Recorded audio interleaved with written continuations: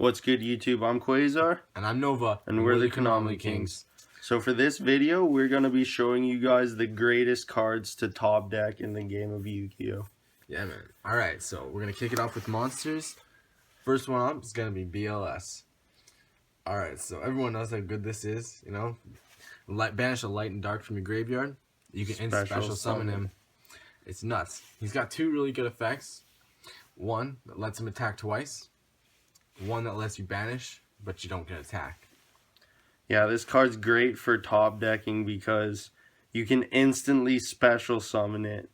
And he has the ability to either attack twice, and with 3,000 attack, it can get over almost anything. Yeah. Or if there's something that is stronger than him on the field, you can just banish it. Yeah, it helps out with top deck situations where your opponent's got two monsters, maybe 2,000 attack, where you can just swing through them. Or they've got that one monster. Is it a monster or is it a card? Monster, I believe. Yeah, it's a monster. If it was a card, but that'd like be a even boss better. monster. But if they have a boss monster, you can just pop. You can just get rid of it by banishing it, and then you're pretty well at that situation. Yeah, exactly. So all in all, he's a very good top deck. Next top deck is Dark Arm Dragon. This card's really good because if you have exactly 3 dark monsters in your graveyard, you can just drop them on the field. Then you can banish a dark from your graveyard to pop a card on the field. Yeah, that's extremely good because if you're in a situation where your opponent's got maybe 3 really good cards that are keeping you down, and you just top deck this, you drop this guy, you banish all 3 of those, you pop all 3 of them. And then it's like essentially a direct 2,800 attack. Yeah, it's ridiculous. Or even you could leave this weakest monster that he can run over. So all in all, he gets you out of some really, really dangerous situations. Next one up's the top deck king, Infernity Archfiend. Yeah, pretty much you swag out with this guy pretty hard. Infernities were like one of the best decks from like 2012 to 2014 because they just abused Archfiend's effect. When it's the only card in your hand, when you drew it, you get to reveal it and then special summon it. When it's special summoned, when you have no cards in your hand, you have to search your deck for an Infernity card. And then from there, you can just go off, swarm the field. Yeah. Make some ridiculous plays off of just top decks with Infernity Archfiend. Yeah. So all in all, a very good top deck. Usually if you found him, if your opponent beat you down to nothing and you found him, usually you go up to like a 3-board synchro. Usually. So at that point, it's a GG, good game. Yeah. So, alright, moving into spell cards. The first one is going to be Rank Up Magic, the 7th one. Basically this, when you draw it, you get to reveal it. And then you get to summon from either from your graveyard or extra deck. One over 100 number. Yeah, 101 to 107. And then you get to rank it up into its set.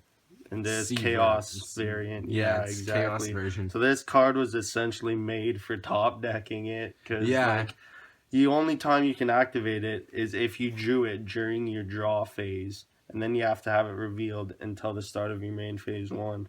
Yeah, so pretty well. The 7th one is nuts because it can bring out base things like, such as C107.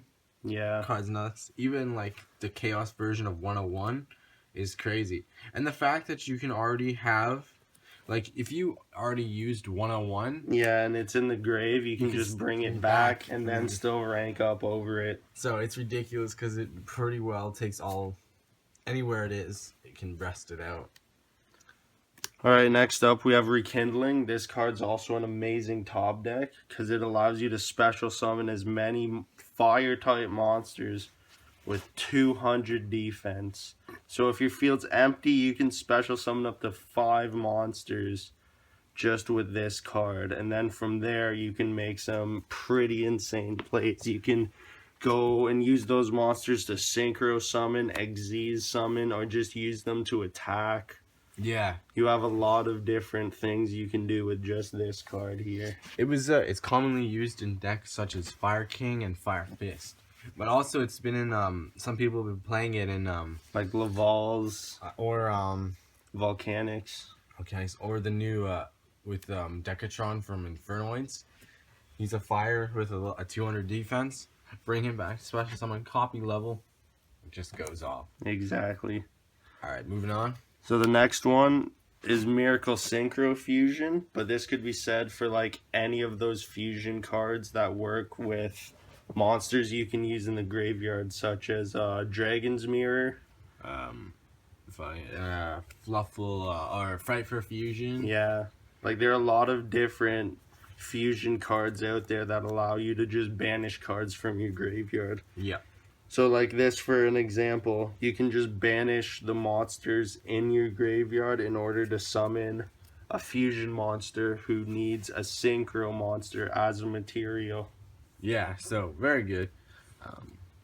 So all in all, it's a pretty good card. Just top deck it. It makes a monster that can be usually pretty big. Alright, moving on. We got Soul Charge. This one's pretty self-explanatory. You can target one monster in your graveyard, pay 1,000 life points. But it's not just one monster. It's for every monster you pay. So if you have 5 open spots, you can pay 5,000 life points, summon 5 monsters. You don't get a battle phase that turn. But it's always worth it just to swarm the field with some of your best monsters that are in the graveyard. Especially if you just like need one card. It's just bring it out and you can go off. It's insane. Yeah, exactly. And last but not least, we got the Infinite Raigeki. Raigeki's really good for top deck because all it does is just blow up your opponent's board. Yeah, this can be like not like the best top deck. Because sometimes if you were like 600 life points and your opponent has nothing on hand but has a loaded monster board and you just go Raigeki and then they top deck a monster, well, I guess that's not as good. But usually, like if your opponent has if they have no response to it, and then you can sort of rely on the next card you top deck, then maybe this can just be like helpful for. Or if you already have a couple cards in hand, but they weren't useful in that situation, then you top deck Raigeki. Yeah, exactly. It's easy. So usually Raigeki is a pretty good top deck.